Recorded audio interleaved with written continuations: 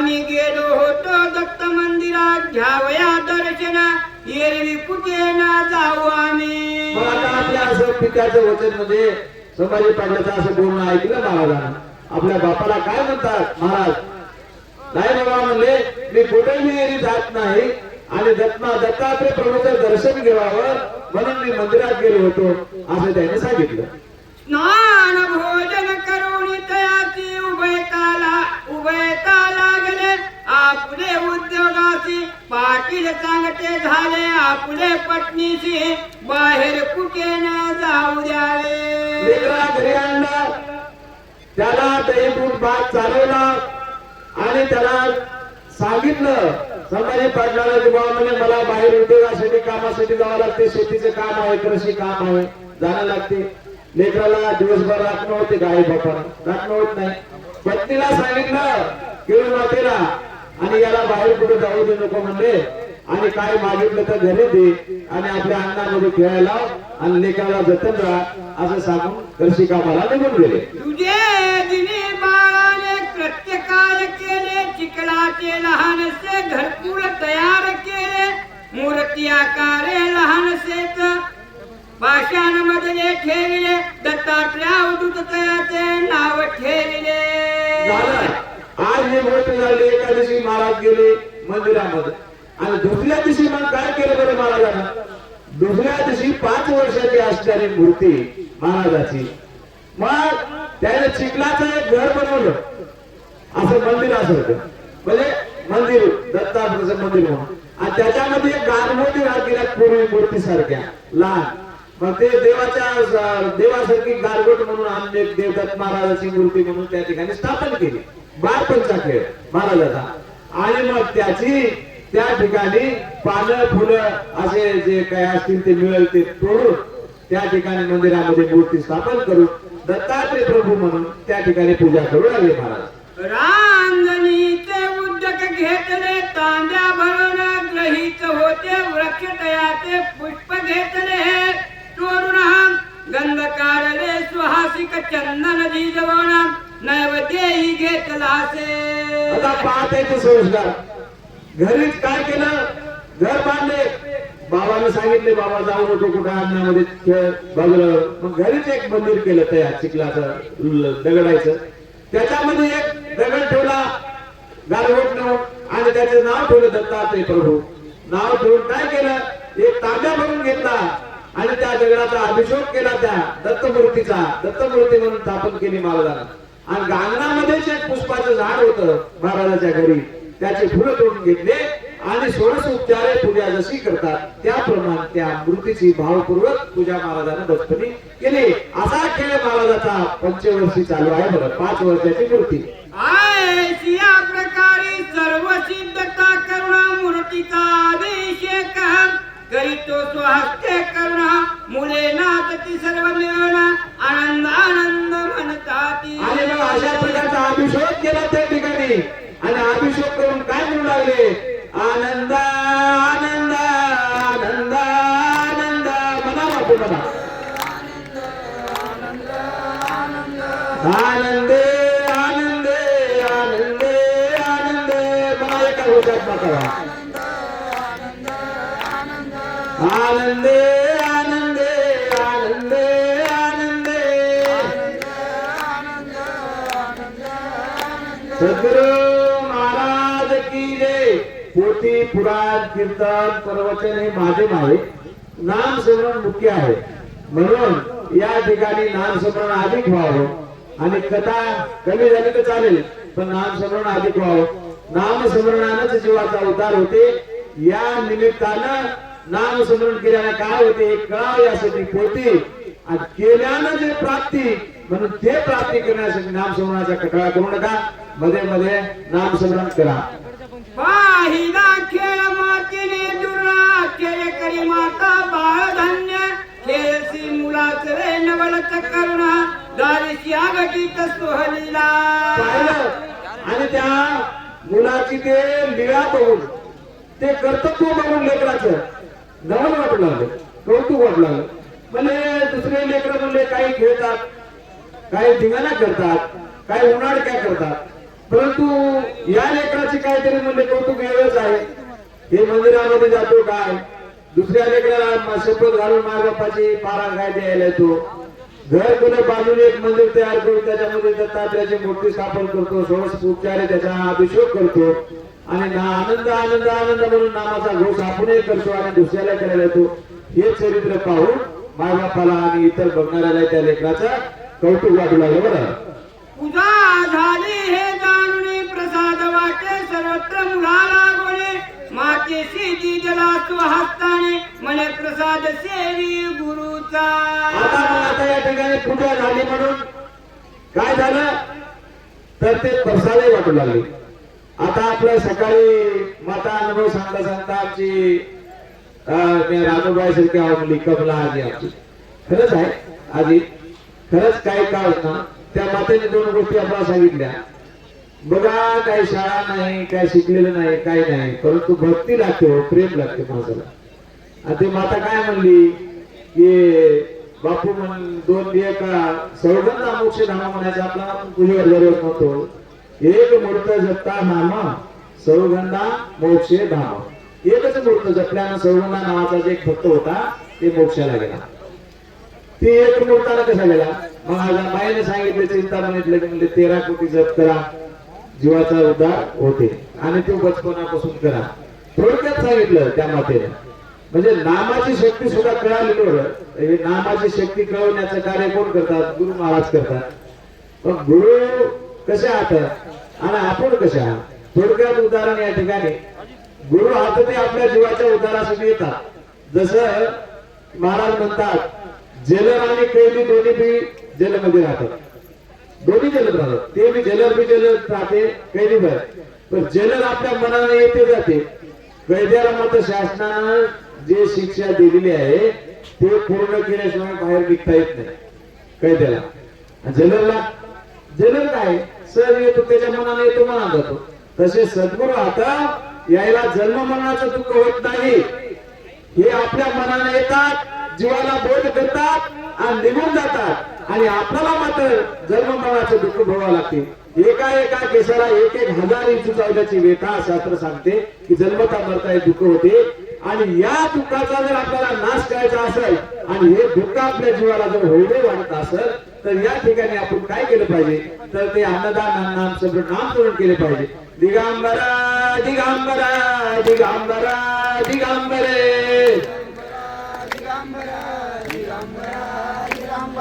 दिगंबरा दिगंबरा दिगंबरा दिगंबरे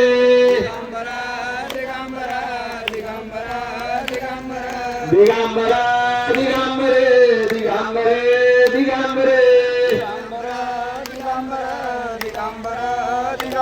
सद्गुरु महाराज की जय.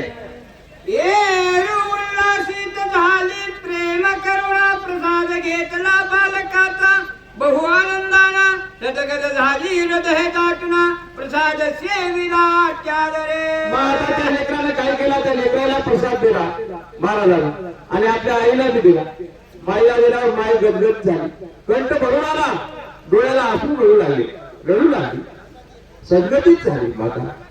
की या लेकरानं म्हणले आता या ठिकाणी दत्तात्र्याची मूर्ती स्थापन केली, त्या ठिकाणी जल आणून अभिषेक केला, पुष्पक वाहिले आणि आनंद आनंद म्हणून गजर केला आणि शेवटी आरती केली आणि प्रसाद वाटला. तो प्रसाद मातेच्या हातावर जेव्हा लेकरानं ठेवला तर मातेचा कंठ भरून आला, सद्गतीच झाली ती माता, केवळ माता. आयची आगती तरीला करुण दाखवी सर्वत्र जनांची मने प्रेमे तुष्टवी तव एक दिन कथा झाली बरवी तेची तुम्ही श्रोते गणे. आता असं झालं म्हणजे आणि आता एक दिवशी असंच चमत्कार झाला.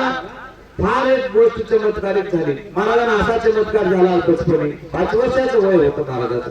मग काय घडली म्हणजे कथा ऐका म्हणजे. हे आवया बालक बाहेर गेले ते सर्वत्र आणि आपल्या दृष्टीने पाहिले खेळता खेळताची अकस्मात गुप्त झाले म्हणती दिसे नाही आता कुठे. आता काय झालं, लेकरू गेले एका दिवशी खेळायला, घराच्या बाहेर खेळायला गेले, खेळता खेळता खेळता गुप्त झाला.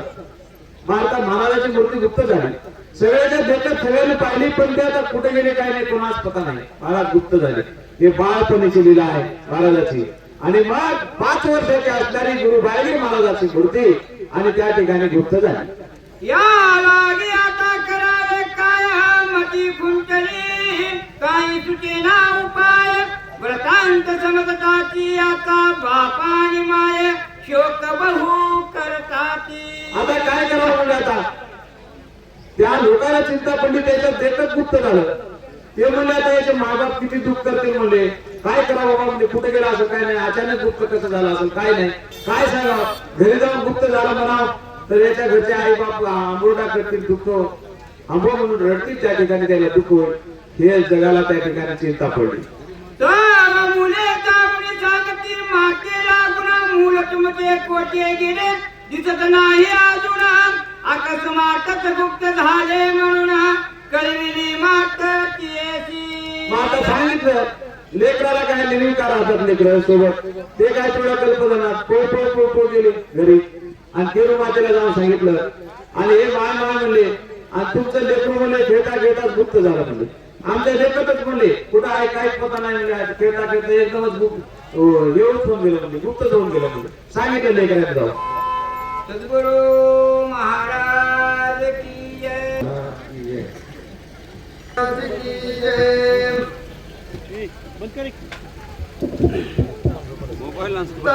मुले जाऊन सांगती माते लागून मूल तुमचे कुठे गेले दिसत नाही अजून अकस्मात गुप्त झाले म्हणून कळविली मात तियेसी. ब्रह्मानंदं परमसुखदं केवलं ज्ञानमूर्ति दोन्वादिकसततुमशादि लक्षणम् एकं नित्यं गुणवत्सलं सर्वादि साक्ष्यभूतं भावातीतं त्रिगुणभेदं सद्गुरुतं नमामि. नित्यसुतं निराभास निराकार निरञ्जनं नित्यबोधिचिदानन्द गुरुपारकं नमामि. ध्यानमूलं गुरुमूर्ति पूजामूलं गुरुफलं मंत्रमूलं गुरुवाक्ये मोक्षमूलं गुरुकृपा. सद्गुरुनाथ महाराज की जय. आज धन्य आज दिन संत दर्शनाचा अनंत जन्माचा शिने गेला. माझं धन्य भाग्य महाराज आज आमचे परम स्नेही या ठिकाणी सर्वांचंच या ठिकाणी आतुरतेने या ठिकाणी मला आज पाहत होतो की या ठिकाणची काहीतरी आपल्याला सेवा घडावी. ही सेवा महाराज 2007 ला आम्ही चातुर्मासामध्ये हा ग्रंथ या ठिकाणी आपण हस्तगत या ठिकाणी थोडं बघितलं होतं थोडं तर हे आजचा योग या ठिकाणी लागला आहे 18 वर्षाच्या नंतर. तर योग असा लागला की धन्य आजचा दिवस मला भाग्याचा आहे. म्हणून आज जो या ठिकाणी लेकरं जे काही या ठिकाणी बाळवीर महाराजांच्या सोबत जे होते ते खेळायला गेले होते ते खेळायला गेल्यानंतर ते विहिरीमध्ये गुप्त झाले. हे काय सांगितलं तर म्हणजे सांगितलं की बाबा ते माझ्यासोबत होते पण या ठिकाणी गुप्त झालेले आहेत आणि ते त्यांचा आमचा विसर झालेला आहे असं त्यांनी सांगितलं. कोणाला मातीला जाऊन सांगितलं. मग काय झालं तुला झटकन निघाली बाहेर ऐकून इकडे तिकडे पाहतसे फिरून सांगितली एक जणे येवोनी आमच्या वृक्षाखाली तुमचा मुलगा दिसतो असं म्हणले. आई झटकन या ठिकाणी ऐकल्या बरोबर आली आणि येऊन म्हणू लागली आहे अहो म्हणले येऊन विचारू लागली की बाबा आमचा मुलगा गेला. मग तू ताबडतोब या ठिकाणी एक व्यक्ती भेटलेली आहे आणि त्यांनी म्हणजे आमच्या एक वृक्षामध्ये झाड आणि त्या झाडाखाली या ठिकाणी तिथं बसलेल्या दिसले असं या ठिकाणी सांगितलं. मग तो या ठिकाणी माता केरू देवी काय करते पुढे बोला. आम्ही गेलो होतो फुल्या मळ्यात आंब्याचे झाडा खाली बाळ दिसत कास्ते जमा करणी जुनी लाविली तेत बैसला स्वस्त चित्त योगी जैसा. आम्ही गेलो होतो आमच्या माळ्यामध्ये आंब्याचं झाड होतं म्हणजे आंब्याच्या झाडाखाली तो या ठिकाणी असा बसलेला आहे. योगी रूपामध्ये बसलेला आहे ध्यानस्थ बसलेला आहे. तो या ठिकाणी असं ध्यान करू लागले भगवंताचं अथांग या ठिकाणी असं स्मरण करू लागलाय तो योगी रूपामध्ये आणि त्या बाळाला बघितला असं त्या केरुदेवी मातेला सांगितलं मग काय झालं माता गेली ऐसा बोलाय कोणी तो बाळ देखील एकांत स्थानी हो बैसला से धुनी लावणी मुखी दत्त दत्त बोलत मग काय झालं महाराज माता या ठिकाणी लवकर ताबडतोब गेल्याबरोबर त्या वृक्षाखाली आंब्याच्या बघितलं तो या ठिकाणी असं ध्यानस्थ बसलेले आहेत आणि ते काय लागले आहेत महाराज नामाची ध्वनी लागलेली आहे तो डोळे लावून दत्त दत्त गुरु दत्त दत्त बोल तेरा कौन करेगा बोल गुरु दत्त दत्त बोल तेरा कौन करेगा बोल गुरु दत्त दत्त बोल तेरा कौन करेगा बोल गुरु दत्त दत्त बोल तेरा कौन करेगा बोल या नामाचा जयघोष सतत या ठिकाणी आपल्या अंतरात्म्यामधून या ठिकाणी तो करू लागलेले दिसलं मग बघितले आईला मग काय झालं बोला मातेने उठविला हात धरून चला वेगळा तव पिता येईल धावून ऐसे ते आलागी समजावून देऊन आली ग्राप्राकडे असं म्हणे महाराज काय केले त्या मातेला अहो म्हणे महाराज तुम्ही इथं जर बसलं तर कसं चालेल म्हणजे तुमचे वडील धावून येतील गडबड करतील मग तुम्ही काय करा चला म्हणजे माझ्यासोबत आता लवकर घराकडे म्हणलं आणि त्या लेकराला आपल्या हातामध्ये घेऊन त्या मातेने या ठिकाणी त्या बालकाला घेऊन आलेले आहे ये मले माते मदन गमे घरी मज वाटते भजन करावे काही किंवा करावा संत समानवाचे नामस्मरण करावे आई मला दुसरं काहीच आवडत नाही एकच आवडते मध्ये फक्त काय करावं लागते नामचिंतनच या ठिकाणी मला आवडते याच्या व्यतिरिक्त या ठिकाणी मला भोजन शयन खेळणे हे काहीच मला आवडत नाही फक्त या ठिकाणी आवडते मला तर या ठिकाणी जप तप ध्यान अशा प्रकारचं मला एवढं आवडते असं मातेला सांगितले माता ऐकू लागली मग काय होतात किंवा करावे पुराण श्रवण करावी सेवा संताची अवधीन ऐसे पाहुणी बाळाचे लक्षण विचार मनी करीतसे माता केरुदेवीला महाराज सांगितले की आई म्हणे मला या ठिकाणी काय करावं लागते म्हणे तर या ठिकाणी असं पुराण श्रवण या ठिकाणी करावं वाटते मला वाचन करावं लागतो वाटते काही साधू संतांची सेवा करावं वाटते असा माझ्या मनामध्ये ध्यास आहे मला याच्या व्यतिरिक्त या ठिकाणी मला काही नको अशा प्रकारचं भगवंताच्या रूपात असणारे या ठिकाणी बाळगुरु महाराज या ठिकाणी असं बोलू लागले माता विचार करू लागली मग काय करतात निवेदिला जो का झाला दत्तांता पती लागी समजावणी सांगत म्हणे अशी आता घालावे शाळेत काहीतरी शिकेल मग काय केले महाराज केरुदेवी मातेला संभाजी पाटलाला बोलावून एकांतात घेतलेले आहेत अहो म्हणजे आता आपला बाळ या ठिकाणी हळूहळू 5 वर्षाचा 6 वर्ष लागू लागले आहे आता काय करावं म्हणजे याला आता आपण काय करावं तर शाळेमध्ये पाठवावं शाळेमध्ये पाठवल्याच्या नंतर काहीतरी त्यांनी शिकल आणि शिकल्याच्या नंतर काय होईल म्हणजे तो या ठिकाणी हुशार बनेल अशा प्रकारचा आई वडिलाचा कोणाचा ध्यास असतो तसं या ठिकाणी सांगितले मातेनं मग आता संभाजी पाटील जे आहे ते काय करतात बोलावणी घरी पंतोजी सांगती आजला करावा अभ्यास म्हणून त्याची स्वाधीन केले बालकास सांभाळावे आज लागी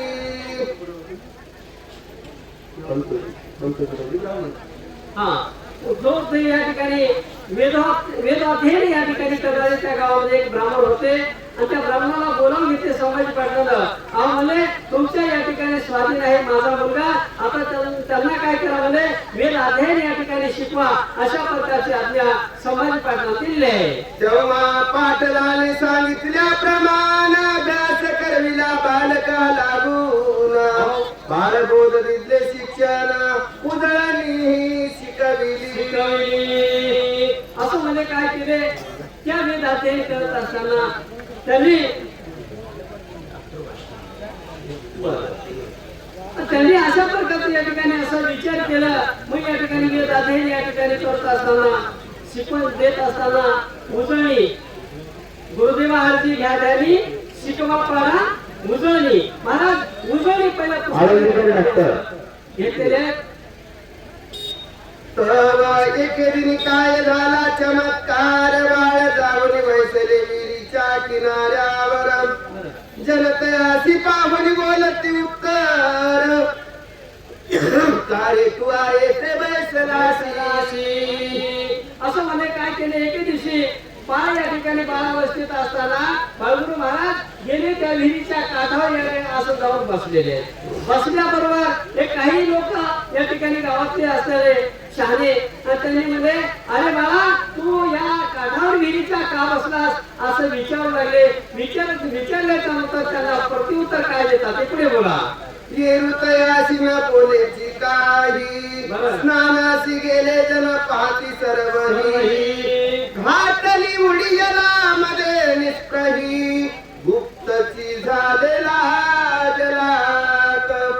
असो महाराज तो या ठिकाणी असं बोलत असताना तो बालक या ठिकाणी अवस्थेत असलेला त्या विहिरीमध्ये दुपारची वेळ होती. त्या विहिरीमध्ये या ठिकाणी 10 दिवशी अशी उडी मारलोय आणि उडी मारल्याच्या नंतर महाराज एकदम काय झाले त्या पाण्यामध्ये या ठिकाणी अथांग पाणी होतं म्हणजे अंत न लागता अशा प्रकारचं पाणी होतं त्या विहिरीमध्ये. आणि त्या विहिरीमध्ये उडी मारले आणि दिसले नाही. मग काय झालं बोला. पाहिले तेव्हा तेथील लोकांनी परस्परा बोलती सांगू नये कोणी, सांगता तळाच्या बाप दोन्ही, चिंतन श्री गुरुदेव दत्त. अहो काही परस्पर लोक अवधूत चिंतन श्री गुरुदेव